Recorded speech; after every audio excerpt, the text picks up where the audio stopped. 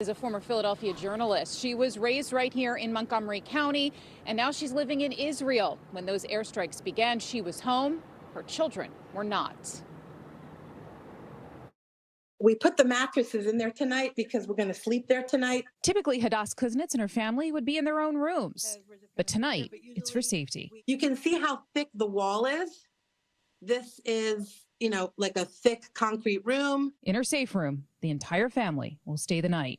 It's where she gathered her children after the first wave of airstrikes began. When you hear the alarm, you have a certain amount of time depending on where you are in the country. In our situation, our amount of time is 1.5 minutes. The former Philadelphia journalist is living in Israel for the year. She says folks were already on alert as the Jewish high holidays were about to begin. We're used to it. Like there was the Yom Kippur War, and of course there was October 7th, which was also on a holiday. So we're on high alert. We know that when the holidays come, that's when they like to hit Israel. Born here, Kuznets spent a large part of her life in the U.S. She says many here are still displaced and says today's conflict, the result of a much larger battle. There are also 101 hostages still being held captive in Gaza, including 7 Americans.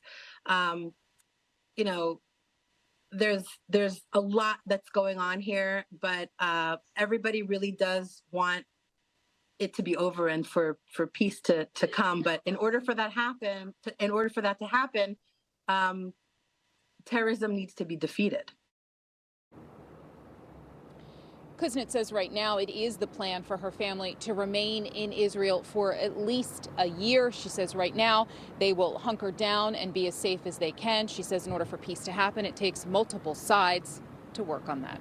Reporting live in Plymouth meeting, Deanna Durante, NBC 10 News. Deanna, thank you. And Pennsylvania Senator